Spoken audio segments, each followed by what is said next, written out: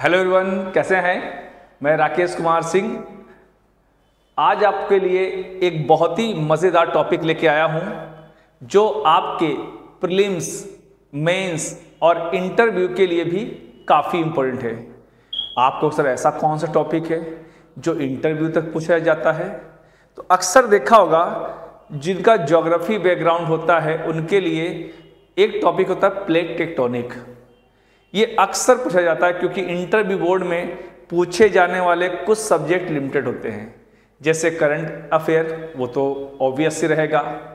दूसरा आईआर, तीसरा climate change या ज्योग्राफी। तो इस टॉपिक की इम्पोर्टेंस क्या है, इसको हम लोग बहुत बेसिक लेवल से समझेंगे आप लोग के लिए कि इस टॉपिक का आपके एग्जाम के पॉइंट ऑफ व्यू से क्या महत्व है। तो चलिए स्टार्ट करते हैं प्लेट विवर्त की या प्लेट टेक्टोनिक। ठीक है,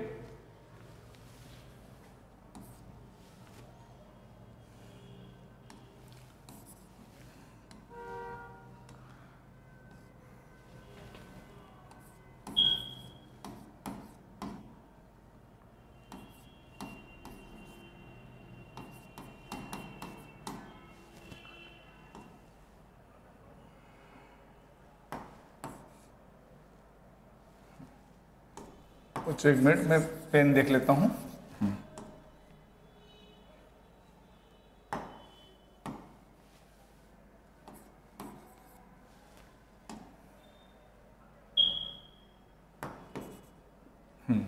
ठीक है, ये था।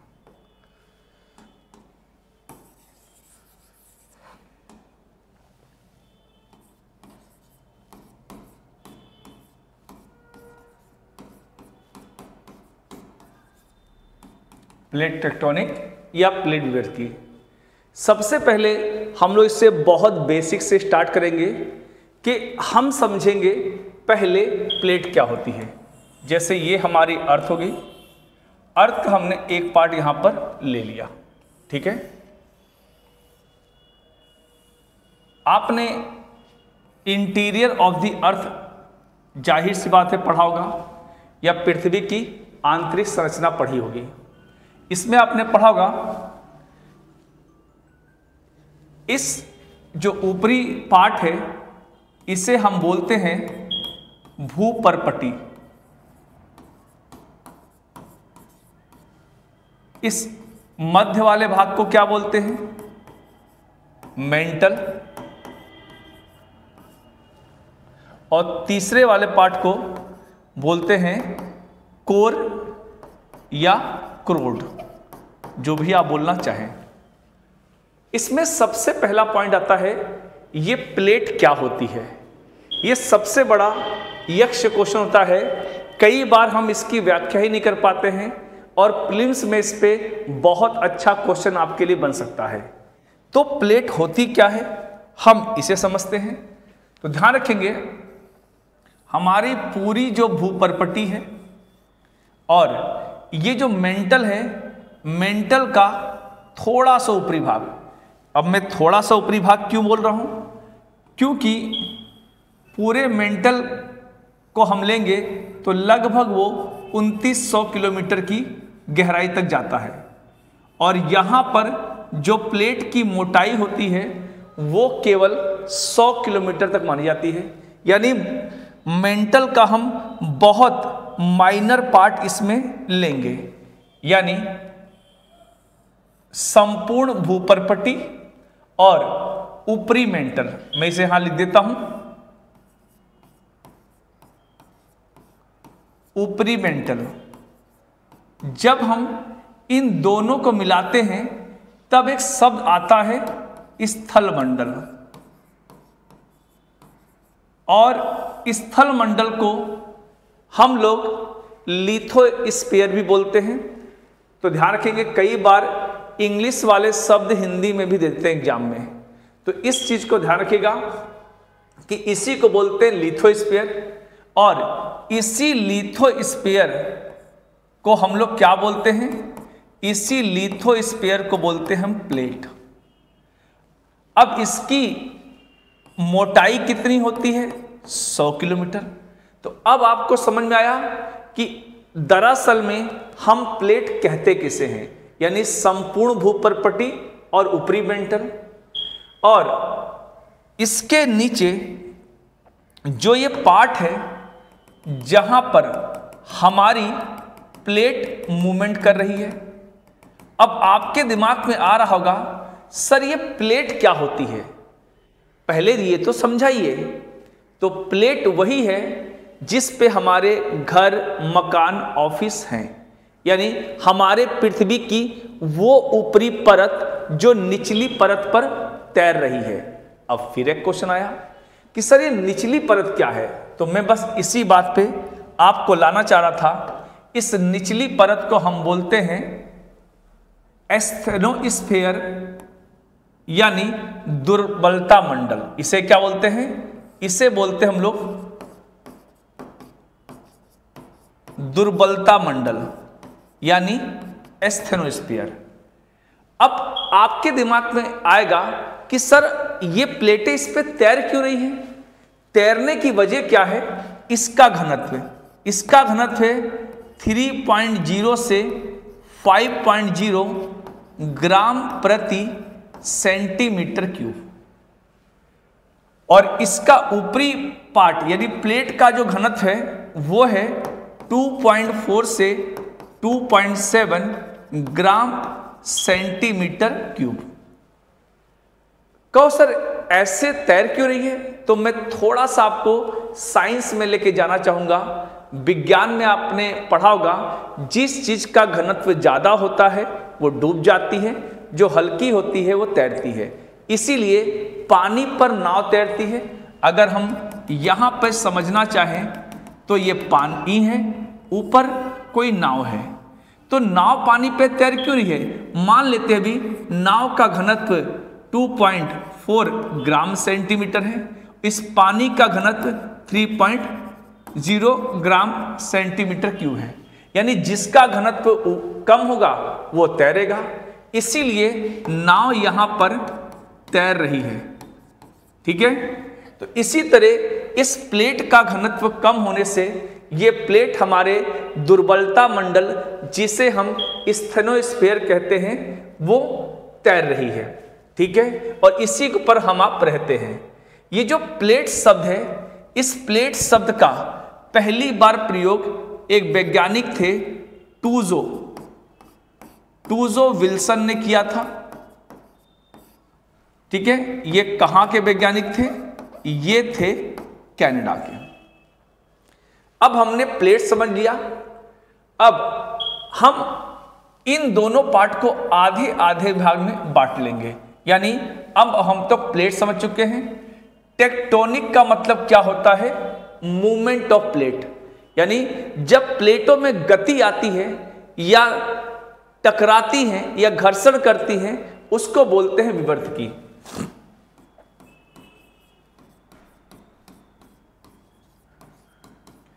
प्लेटों की गति को हम लोग टेक्टोनिक या विवर्तकी प्रक्रिया कहते हैं। इसको हम लोग अभी समझेंगे। पहले हम समझते हैं प्लेटों के प्रकार। यहां तक होपफुली आप लोग को समझ में आ गया होगा। अब चलते हैं प्लेटों के प्रकार।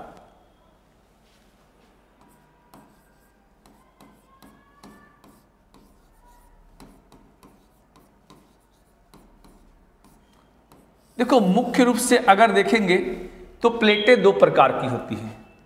एक होती है महाद्वीपीय प्लेट, एक होती है महासागरीय प्लेट।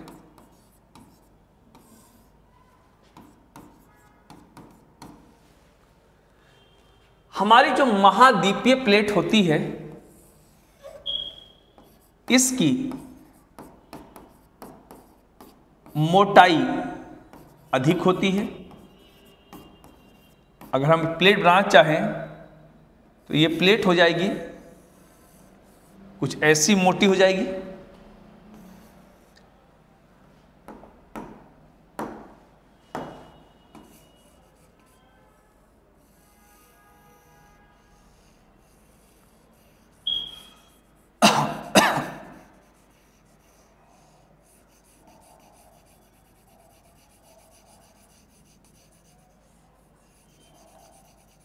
इस प्लेट की मोटाई अधिक होगी, लेकिन इसका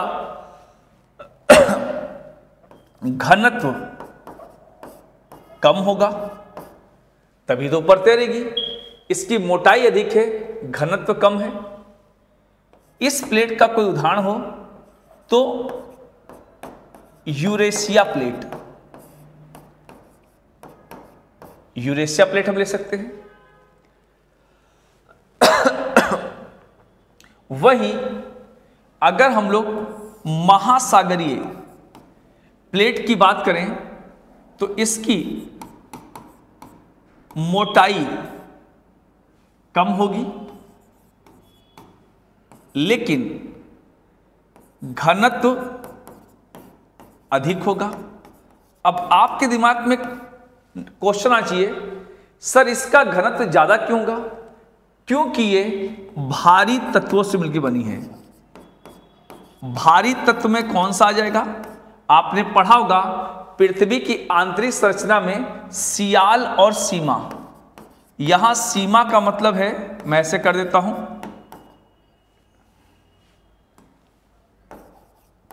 सीमा, सीमा को बोलेंगे हम लोग सिलिका प्लस मैग्नीशियम। वहीं जो महाद्वीपीय प्लेट है ये बनी है सियाल की, और सियाल का मतलब है सिलिका प्लस एल्यूमिनियम, यानी ये हल्के तत्व से बनी है, इसलिए मोटी है, हल्की है, इसलिए तैर रही है, ये भारी है। अगर हम लोग महासागरीय प्लेट की बात करें तो प्रशांत प्लेट,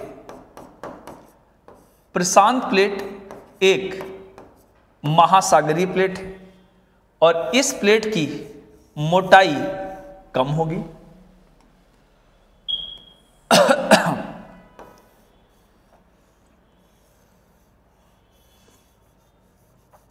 ये तो हो गया क्षेत्र के आधार पे प्लेटें दो प्रकार की होती है, एक महासागरीय, एक महाद्वीपीय। अब प्लेटों का अन्य प्रकार भी होता है उनके आकार के आधार पे, और आकार के आधार पे जो प्लेटों का हम विभाजन करेंगे वो भी होगा दो प्रकार का।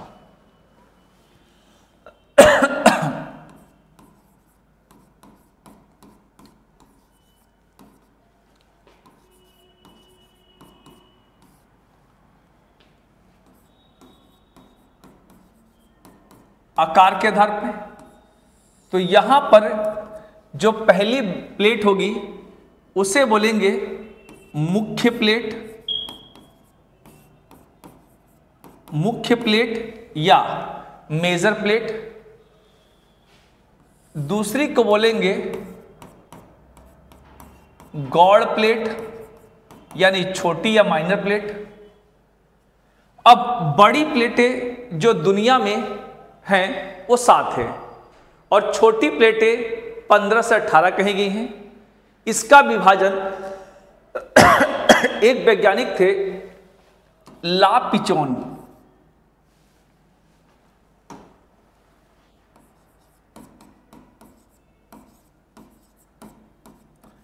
ला पिचोन ने किया था। और मुख्य प्लेटों में जो 7 हैं उनके नाम है, पहली प्लेट है हमारी प्रशांत प्लेट,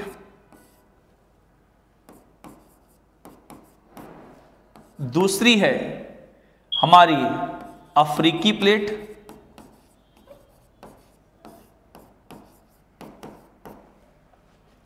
तीसरी है हमारी उत्तरी अमेरिकी प्लेट,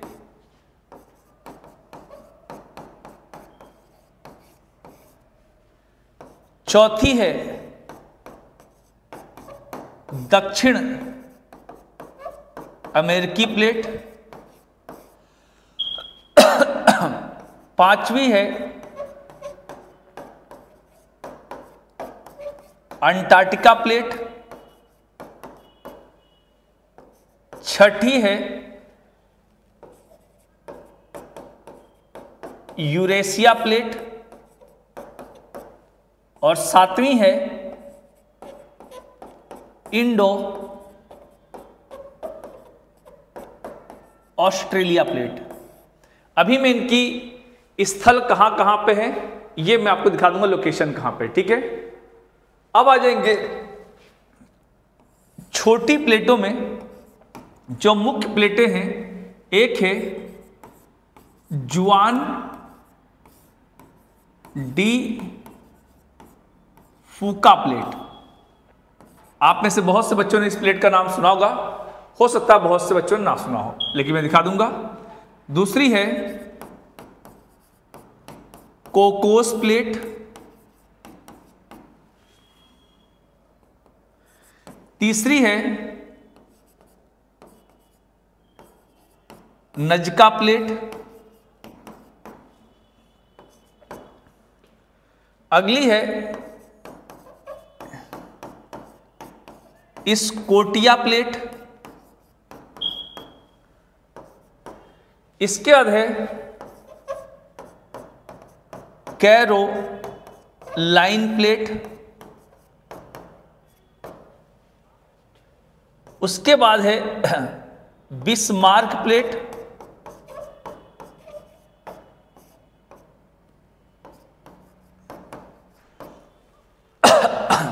अब मैं इन प्लेटों की स्थिति दिखा देता हूं, कहां कहां पर ये प्लेटें स्थित हैं।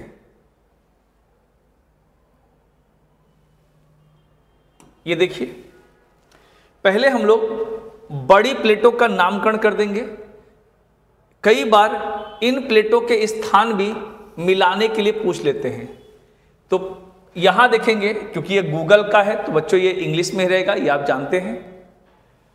तो पहली होगी आपकी यूरेशियन प्लेट, दूसरी होगी इंडो ऑस्ट्रेलियन, तीसरी होगी प्रशांत प्लेट, ये देखो प्रशांत प्लेट है, चौथी हो गई नॉर्थ अमेरिका उत्तरी अमेरिका, पांचवी हो गई दक्षिण अमेरिका, छठी हो गई अंटार्कटिका, 1 2 3 4 5 6, हाँ देखो यूरेशिया जो यहां पर गए, और सातवीं हो गई हमारी अफ्रीकन प्लेट। ये हो गई बड़ी प्लेटें लाल रंग से। अब मैं कलर चेंज कर देता हूं, नीले रंग से जो होंगी वो छोटी प्लेटें हैं। छोटी प्लेट कौन कौन सी है, देखो जुआन डी फूका प्लेट पहली। अगर कभी पूछ ले जुआन डी फूका प्लेट की अवस्थिति कहां पर है, तो उत्तरी अमेरिकी प्लेट और प्रशांत प्लेट के बीच में है। एक एग्जाम पूछा भी था कि नजका प्लेट किन दो प्लेटों के बीच में है, तो दक्षिण अमेरिकी और प्रशांत, तो ये दूसरी हो गई। तीसरी हो गई कोकोस, उत्तरी अमेरिका दक्षिण अमेरिका के बीच में है। चौथी हो गई स्कोटिया, यहां पे एक प्लेट का है नाम कैरोलाइन, देखता हूं दूसरे एटलस में है क्या ये इमेज, एक मिनट।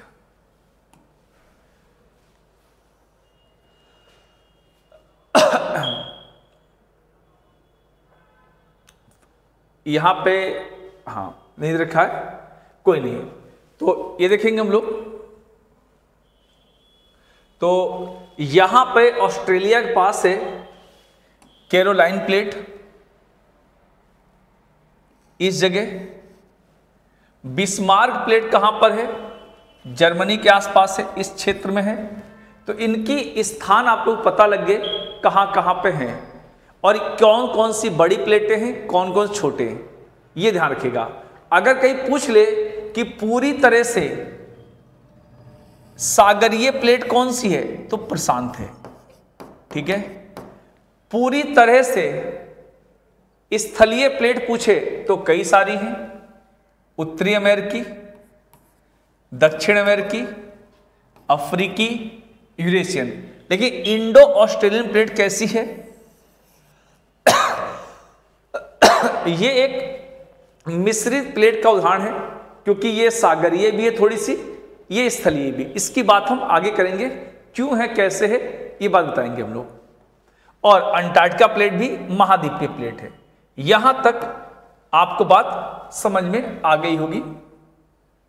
चलते हैं आगे। अब हमने क्या देख लिया? प्लेट कैसे बनी है, प्लेट के प्रकार कौन से होते हैं वो देख लिया।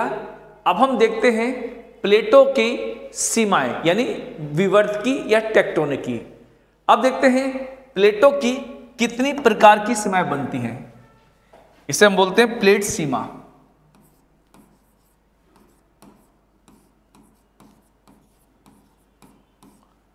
इसमें 3 प्रकार की प्लेट सीमा होती है।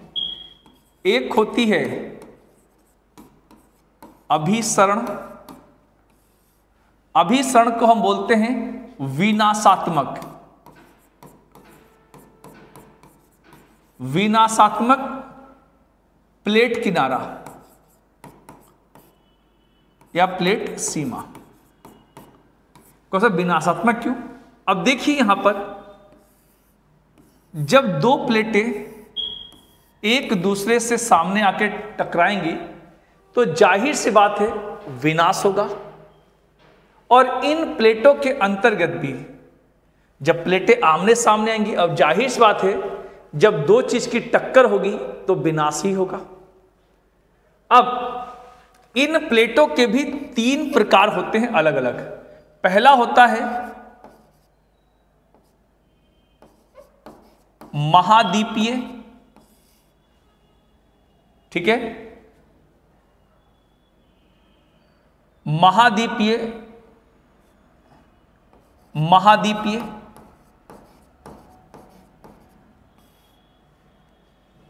दूसरा होता है महासागरीय। महासागरीय तीसरा होता है महाद्वीपीय महासागरीय। इसी तरह दूसरी प्लेट हमारी सीमा होती है जिसे बोलते हैं हम लोग अपसरण सीमा।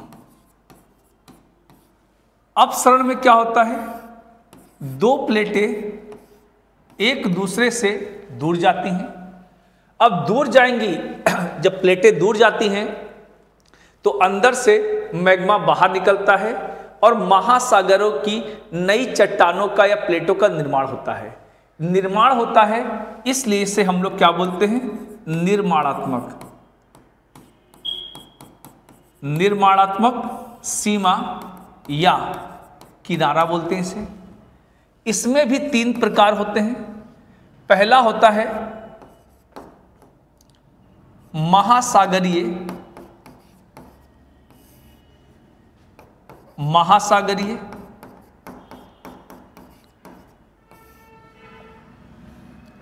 दूसरा होता है महाद्वीपीय। महाद्वीपीय तीसरा होता है महासागरीय एवं महाद्वीपीय। तीसरी हमारी प्लेट सीमा होती है जिसे हम बोलते हैं संरक्षी सीमा। यहां पर क्या होता है? प्लेटें ना तो विनाश करती हैं ना ही निर्माण।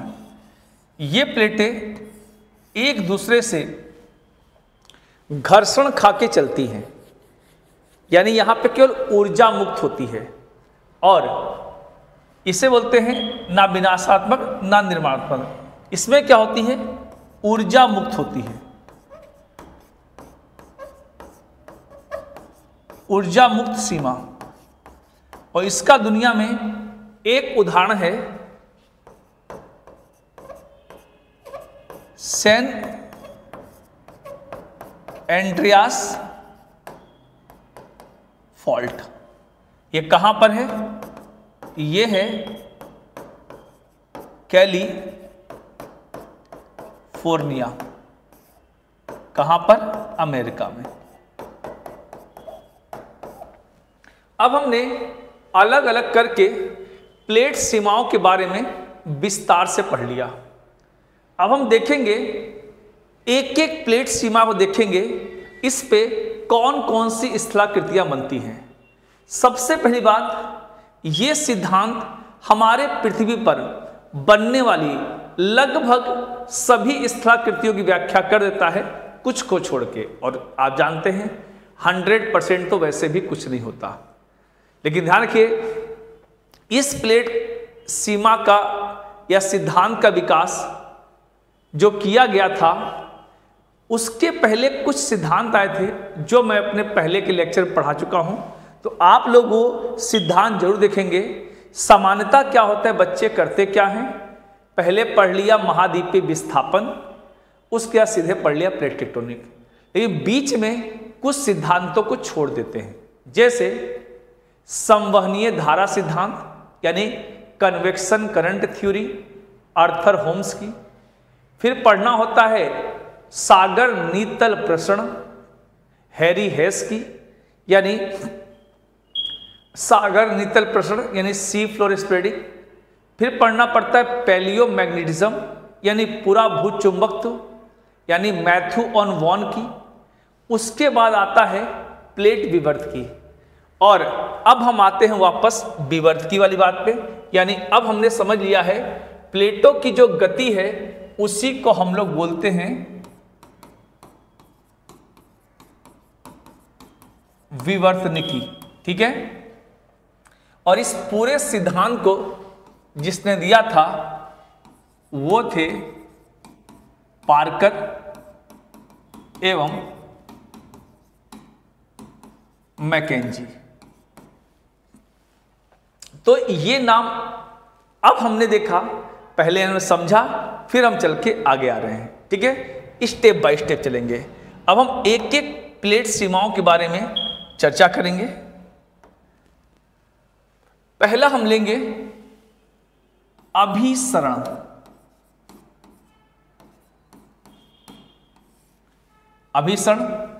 अभिसरण में हम जो पहला प्रकार लेंगे उसे बोलेंगे हम लोग महासागरीय। ठीक है, पहला कौन सा हो जाएगा इसमें, महासागरीय।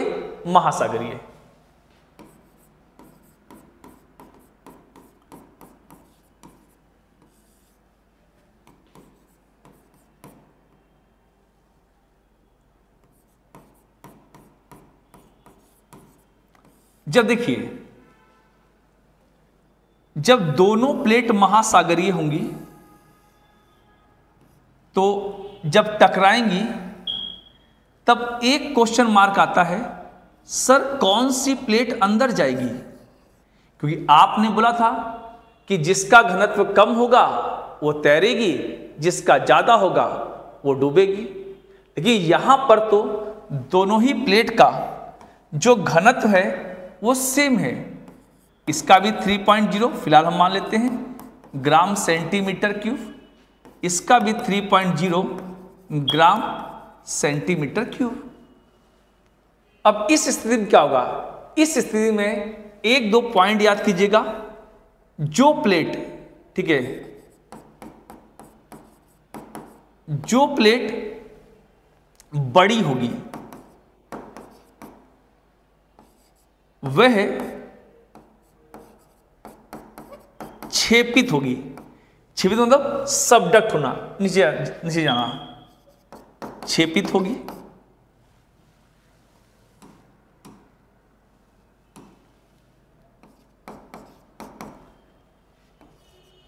और जो प्लेट बड़ी होगी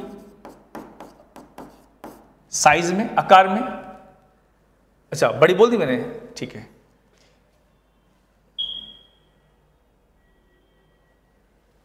एक मिनट, जो यहां पे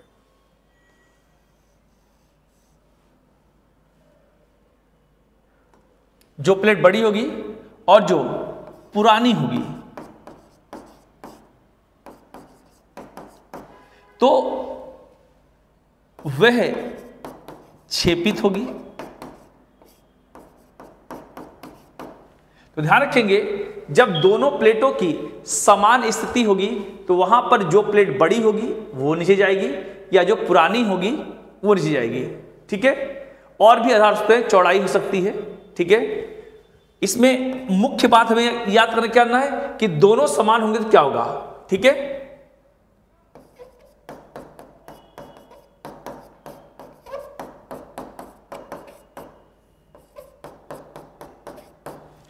अब देखो यहां पर जब ये प्लेट एक अंदर जाएगी और यहां से लावा निकलेगा तो इससे यहां पर छोटे छोटे दीपों का निर्माण होगा। ये चैन के रूप में है। इन्हीं दीपों को बोलते हैं दीपीय चाप। क्या बोलते हैं? दीपीय चाप। दीपीय चाप में सबसे अच्छे एग्जाम्पलों में से एक क्या है? इंडोनेशिया।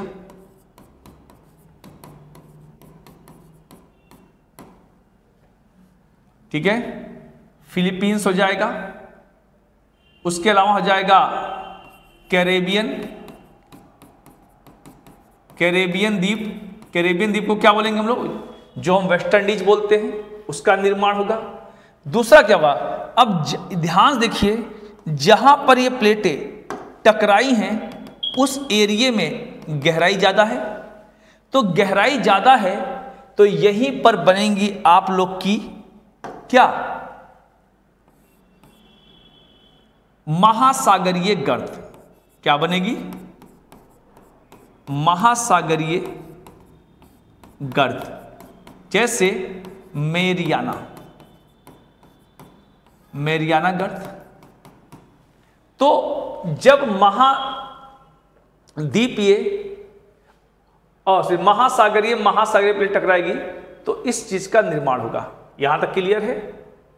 अब हम दूसरी प्लेट सीमा देखते हैं।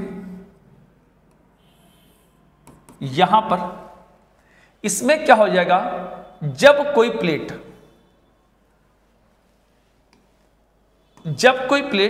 ये दूसरा लिख देता हूं, एक होगी महासागरीय, दूसरी होगी महाद्वीपीय। ठीक है, अब यहां पे तो सिंपल है भाई, जो महासागरीय होगी वो जाहिर सी बात है उसका घनत्व ज्यादा होगा। और ये चीज ध्यान रखिए, जब भी एग्जाम में जाइए मेंस में, तो जब प्लेट बनाइए, देखिए यहां पे लगभग प्लेटें समान मोटाई की हैं। यहां मैंने जानबूझ के इसको मोटा किया है। क्यों? क्योंकि ये महाद्वीपीय है। ठीक है,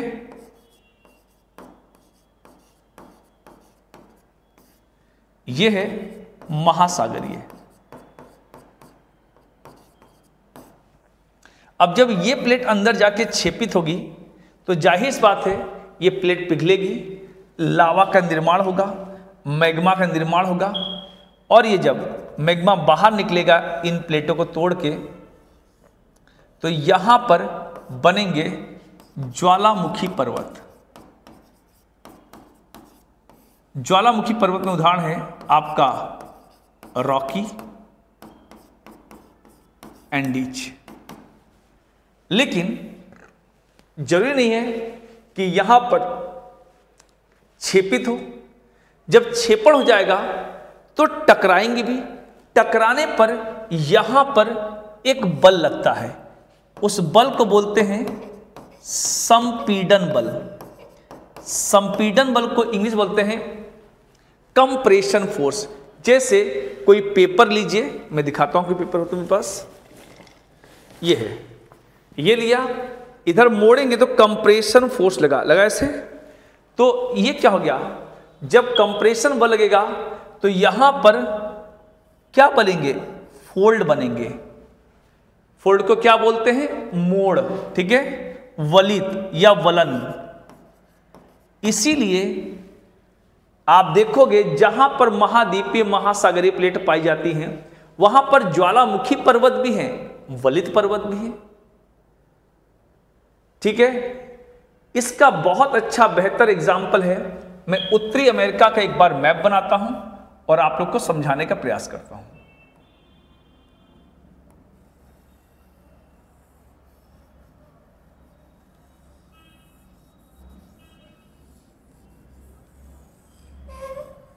ठीक है, तो आप देखोगे यहां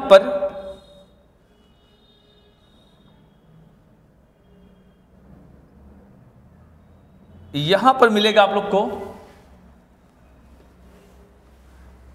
रॉकी पर्वत,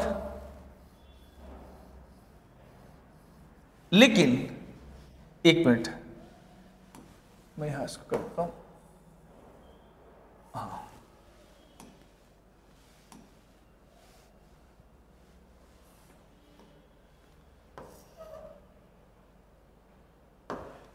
यहां बनेगा रॉकी पर्वत,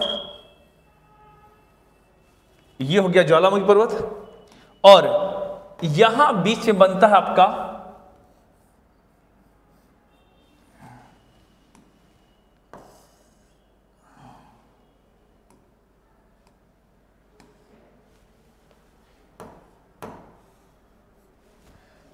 यहां बनेंगे आपके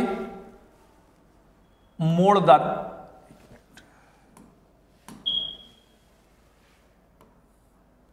यहां बनेंगे मोड़दार पर्वत। जब यहां पर मोड़ एक से ज्यादा बन जाएंगे तो इसी बोलते हैं कॉल्डेरा। अगर आप उत्तरी अमेरिका का मैप खोलोगे तो यहां पर कुछ पर्वत मिलेंगे, कॉल्डेरा पर्वत, वो इसी वलन के उदाहरण हैं। इस वलन जब पड़ता है तो एक भाग गहरा होता है, एक भाग ऊंचा होता है। जो ऊंचे वाले भाग होते हैं वो तो बनाते हैं वलित पर्वत, और जो गहरे वाले भाग होते हैं वो बनाते हैं घाटी। इसी से बनी है अमेरिका की मृत घाटी। कौन सी? Death valley. बहुत आराम समझना है एक एक कॉन्सेप्ट को, हड़बड़ी बिल्कुल नहीं करना है, ठीक है। अगर मेरा प्रयास ये है कि इस वीडियो के बाद आपका इस टॉपिक पर किसी प्रकार का कोई डाउट नहीं रहना चाहिए, ठीक है। तो होपफुली आप समझिए, जब ये अंदर गई तो लावा निकला तो इससे बने ज्वालामुखी पर्वत, रॉकी एंडीज। जब वलन हुआ तो उससे बने वलित पर्वत, जो जब एक से ज्यादा वलन पड़ जाते हैं तो उन्हें बोलते हैं कॉल्डेरा। और यही बने हैं पश्चिमी कॉल्डेरा, आपने पढ़ा होगा, उत्तरी अमेरिका का मैप खोल लीजिए। और जो गहरे भाग होंगे उनसे बनेंगे घाटियां, जिससे मृत घाटी बनी है। यहां तक क्लियर है। अब चलते हैं तीसरा प्रकार। हमने पढ़ लिया महासागरीय, महासागरीय, महासागरीय, महाद्वीपीय। अब तीसरा टाइप से बचता है हमारा महाद्वीपीय, महाद्वीपीय।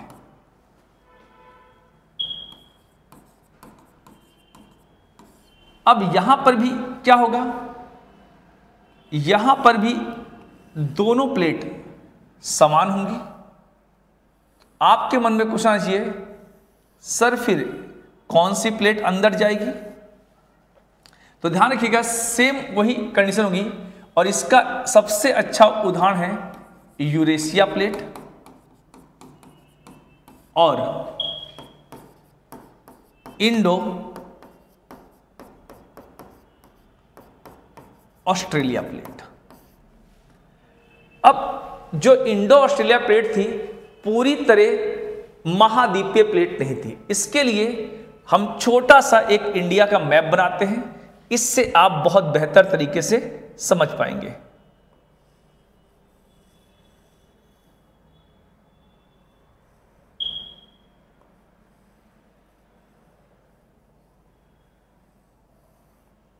देखिए, अब यहां समझिए ध्यान से, ये रहा अंटार्कटिका। पहले इंडिया यहां पे था, अंटार्कटिका के पास, पता होगा। तो जब अंटार्कटिका के पास था तो इस एरिया में, फिलहाल आप इसको यहां मत मानिएगा, मैं बाद में इसको बना दूंगा आपके समझने के लिए, इसको मैं बाद में बना दूंगा। फिलहाल इंडिया यहां पे था और इस एरिया में बहुत सारी नदियां आ रही थी, जिन्होंने अपना मलबा जमा करके यहां पर बना दिया था टैथिस भूसन्नति, टैथिस सन्नति। अब धीरे धीरे इंडियन प्लेट मूव कर रही थी, गई। जब यहां पर एक क्षेत्र था मेडागास्कर, आप देखोगे यहां पर मेडागास्कर पास एक आइलैंड है जिसे बोलते हैं रीयूनियन। मैं यहां लिख देता हूं, रीयूनियन द्वीप।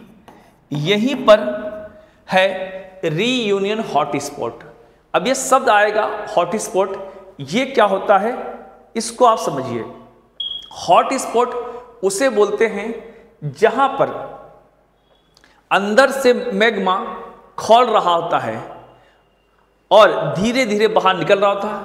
और जब हमारी भारतीय प्लेट इसके पास से गुजरी तो हमारी भारतीय प्लेट की स्पीड पहले कम थी, 5 से 6 सेंटीमीटर प्रति वर्ष थी मूवमेंट करने की। लेकिन जैसे ही इस प्लेट के ऊपर से गुजरी तो हमारी प्लेट का निचला भाग पिघल गया।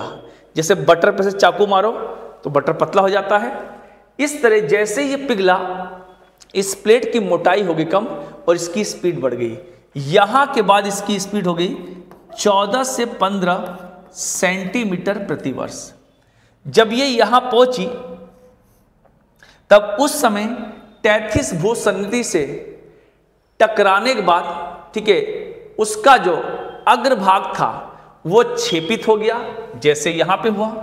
अब यहां पर छेपित होने के बाद जो लावा निकला उससे बनी हमारी ट्रांस हिमालय।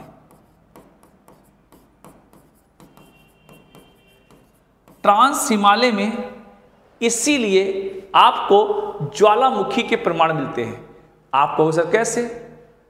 आप देख लीजिए, वहीं पर आप लोग को मिलेगा मणिकर्ण। मणिकर्ण क्या है? गर्म पानी का झरना, ठीक है।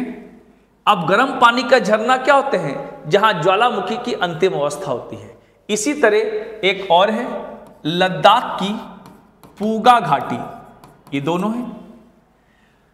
अब जब जितना थोड़ा बहुत मलबा था, इसीलिए जो इसमें अवसाद थे बहुत ज्यादा नहीं थे, इसलिए वो फ्लो नहीं आया जो एंडीज रॉकेट में आया। क्योंकि एंडीज रॉकेट में क्या था, एक जो प्लेट थी वो महासागरीय थी, प्रशांत।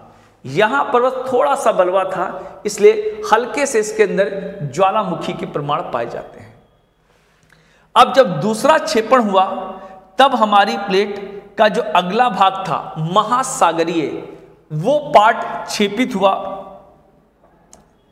और वो पार्ट जब टकराया तो यहां पर क्या बने, यहां पर फिर से वही संपीड़न बल लगा। इस संपीड़न बल से जो दूसरा मोड़ बना वो बना बृहद हिमालय का। किसका? बृहद हिमालय का। और बृहद हिमालय की इसीलिए ऊंची चोटियों पर एंडेसाइटिक रॉक पाई जाती है और एंडेसाइटिक रॉक महासागरीय जीवों के अवशेष से बनती है। अब वैज्ञानिक चौंक गए कि हिमालय की बृहद हिमालय की ऊंचाई 8 से 9 किलोमीटर ऊंची है। इतने ऊंचे पर्वतों पर कैसे महासागरीय जीवों के प्रमाण पाए गए? तो बाद में पता लगा कि हमारी इंडो ऑस्ट्रेलियन प्लेट का जो अगला भाग था वो महासागरीय था। अब देखिए, जो मलबा था भूसन्नति का वो भी समाप्त, महासागरीय भाग का वो भी समाप्त। अब क्या हुआ? अब हमारी प्लेट का जो बचा भाग था वो टकराया, तो उससे फिर बने हमारे शिवालिक लघु हिमालय और शिवालिक, ये बना। लेकिन हमारी प्लेट देखो ऐसे जा रही थी, तो जब भी पूछेगा तो हमारी प्लेट का पहला भाग कौन सा टकराया? तो पश्चिमी भाग टकराया। तो पश्चिमी भाग टकराया यूरेशियन प्लेट से, इसीलिए सबसे पहले यहां पर हिंदू कुश पर्वतों का निर्माण हुआ। हिंदू कुश पर्वत, फिर जाकर हमारी प्लेट पहले टकराई, फिर वो एंटी क्लॉकवाइज मुड़ी। कैसे? Anti clockwise. एंटी क्लॉकवाइज जाके फिर ये यहां से टकराई, फिर बना नामचा बरवा,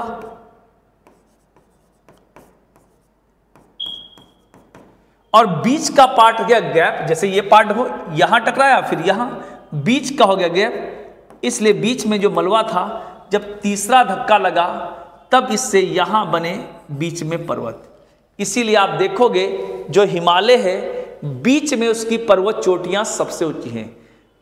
माउंट एवरेस्ट, कंचनजंगा, नंदा देवी सब बीच वाले यानी बीच में पड़ते हैं, मध्य भाग में। दूसरी पार्ट, ये जब कोई चीज टकराती है, टक्कर होती है, तो आप देखोगे ऐसी ढाल बनती, गड्ढा बन गया, गड्ढा बन गया, गड्ढा। तो हमारी हिमालय कैसा है, इंडिया के तरफ से कुछ ऐसा है। इसीलिए पर्वतारोही जब भी चढ़ाई करते हैं वो नेपाल की तरफ करते हैं, यानी इंडिया तरफ जो ढाल है वो कैसा है, कॉनकेव है, यानी उत्तल है, सॉरी अवतल है। हाँ, अवतल है। और ये वाला क्या है, उत्तल है। तो इधर चढ़ते हैं। ये हो गया हमारी इसके अभिसरण में 3 भाग के प्रकार। अब आते हैं अगले पेज से हम स्टार्ट करते हैं, अपसरण सीमा।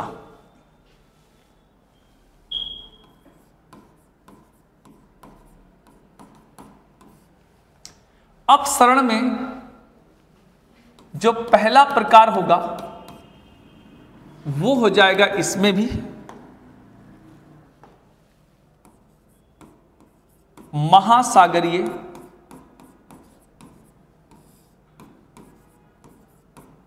महासागरीय। अब जब महासागरीय प्लेट है, अब यहां पे क्या हो रहा है, अपसरण में प्लेटें दूर जाती हैं। जब यहां से जाएगा तो यहां से निकलेगा लावा। इससे क्या बनेगा, जब यहां से भाई लावा निकलेगा तो लावा का फ्लो होगा, इससे बनेंगे मध्य महासागरीय कटक। और आप पता होना चाहिए दुनिया में सबसे लंबी पर्वत श्रृंखला अगर कहीं है तो महासागरों के अंदर है, और इसकी लंबाई 70,000 किलोमीटर ज्यादा है। यूपीएससी ने तो इसको 75,000 करके पूछा था। ठीक है, तो महासागरों के अंदर, इस धरती की सबसे लंबी पर्वत श्रृंखला महासागरों के अंदर है। ध्यान रखिएगा, महासागरों के अंदर है। यह आपने कन्वेक्शन करंट थ्योरी में पढ़ा होगा। ठीक है, इसके साथ साथ यहां पे एक शेप बनती है, यानी यहां पर घाटी का निर्माण भी होता है, एक तरह की एक घाटी बनती है। तो मध्य महासागरीय प्लेट जब दूर जाएंगी तब यहां पे जो लावा निकलेगा इससे मध्य महासागरीय कटक बनेंगे, जैसे डॉल्फिन कटक, चैलेंजर कटक। सबसे पहले इसकी खोज अटलांटिक महासागर में हुई थी, इसलिए इसे बोलते हैं मध्य अटलांटिक कटक।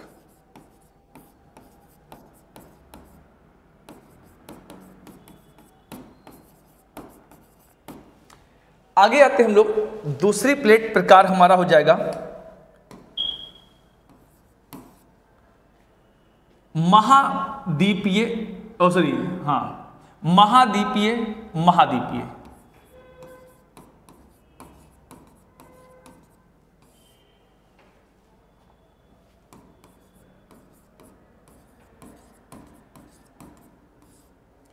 जब ये प्लेटें एक दूसरे के दूर जाएंगी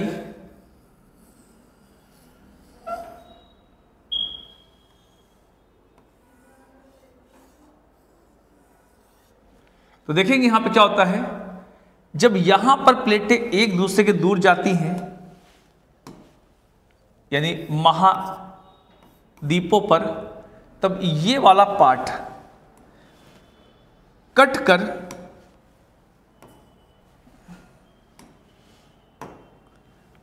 अलग हो जाता है और इसी से बनती है यहां पर महान भ्रंश घाटी, जिसे ग्रेट रिफ्ट वैली बोलते हैं, जो एशिया में मृत सागर, जो एशिया में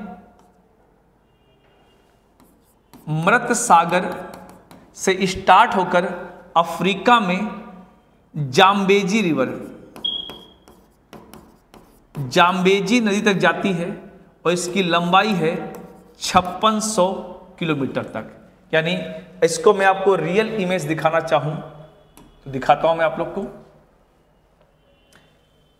यहां देखिए, ये देखिए, ये अफ्रीका का मैप है और ये वाला पार्ट देख रहे हैं, ये वाला पार्ट पूरा कट कर एक समय के बाद अफ्रीका से अलग हो जाएगा। इसी तरह ये लाल सागर वाला पार्ट भी एक दूसरे से दूर जा रहा है।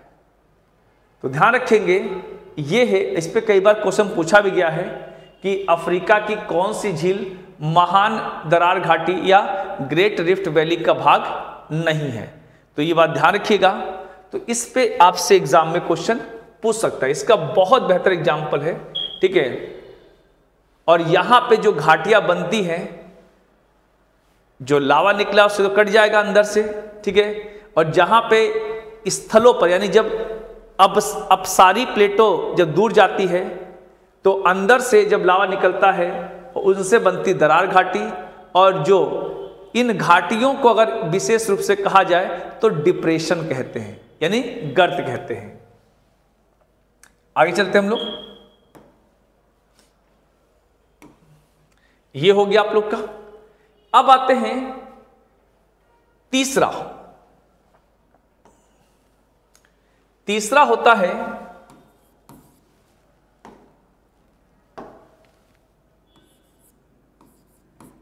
महासागरीय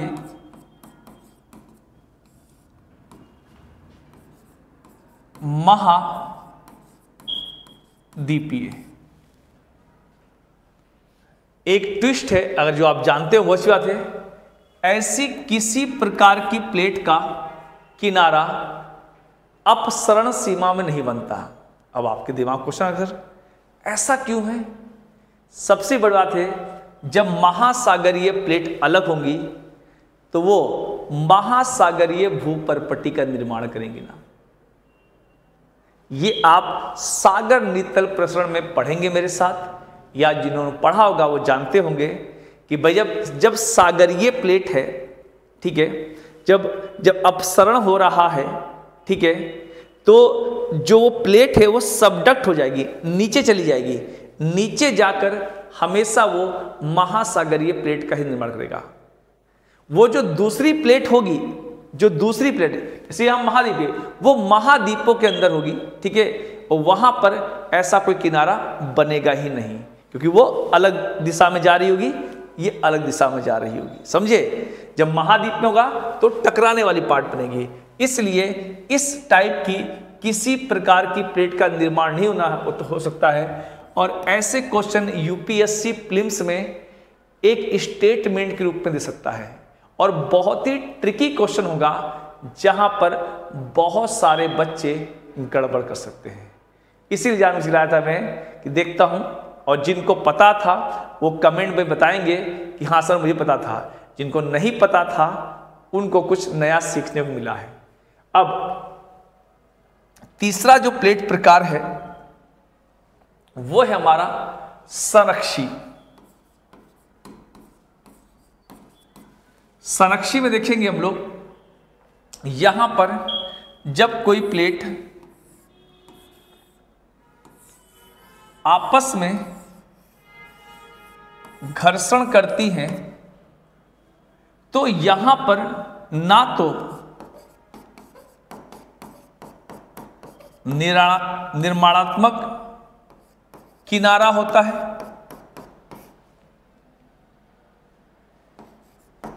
ना विनाशात्मक, यानी यहां पर किसी प्रकार का प्लेट किनारा नहीं बनता। यहां पे क्या होती है, केवल ऊर्जा मुक्त होती है। और इसका एग्जाम्पल है, क्योंकि देखो यहां पर भी है, यहां पे घर्षण खाएंगे तो जायज है प्लेट का निर्माण नहीं होगा, या तो भाई टकराने में होगा या डाइवर्स दूर जाने में होगा। इस प्लेट का एग्जाम्पल है सैन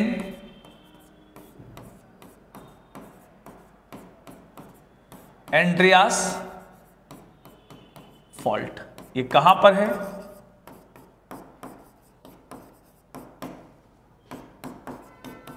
कैलिफोर्निया अमेरिका में। तो बच्चों ये थी आपकी आज की क्लास। मैं एक बार जल्दी से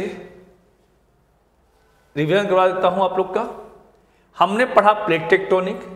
तो पहले हमने समझा प्लेट। प्लेट क्या होता है, हमारे भूपर्पटी का पूरा भाग और ऊपरी मेंटल के भाग को मिलाकर बनता है स्थलमंडल, इसी को बोलते हैं प्लेट, जिसकी औसत ऊंचाई होती है 100 किलोमीटर के आसपास।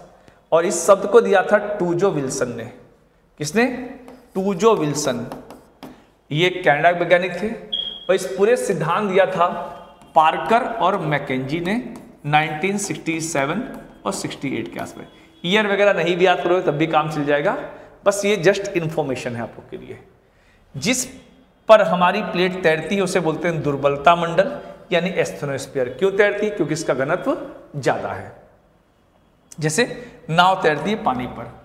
अब हमने जब प्लेटों के प्रकार देखे, जिनमें एक होती है महासागरीय महाद्वीपीय प्लेट, जो मोटी होती है, घनत्व कम होता है, क्योंकि ये सिलिका एल्युमिनियम जैसे हल्के तत्वों से मिलकर बनी होती है। वही जिसका एग्जाम्पल है यूरेशियन प्लेट।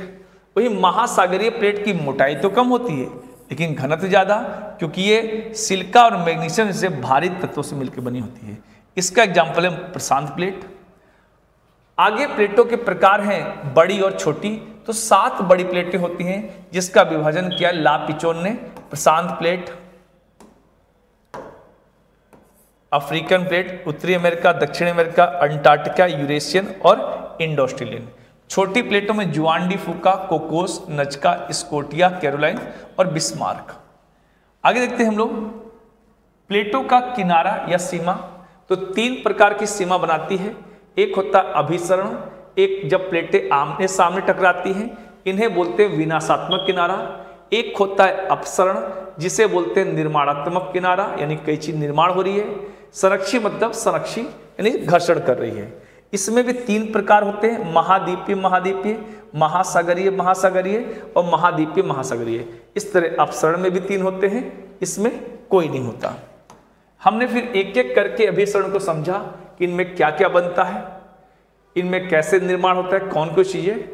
ये जब इसको इसी तरह बनाइएगा और जब मेंस का एग्जाम होगा, मुख्य परीक्षा होगी, तो विश्वास कीजिए ऐसे लिख के आएंगे फिगर बना के, तो आपको औरों से 1-2 नंबर एक्स्ट्रा मिलेगा। साथ में ऐसे बनाएंगे एक एग्जाम्पल देखिए वर्ल्ड मैप का, तो ज्यादा अच्छा इंपैक्ट छोड़ेगा एग्जामिनर पे।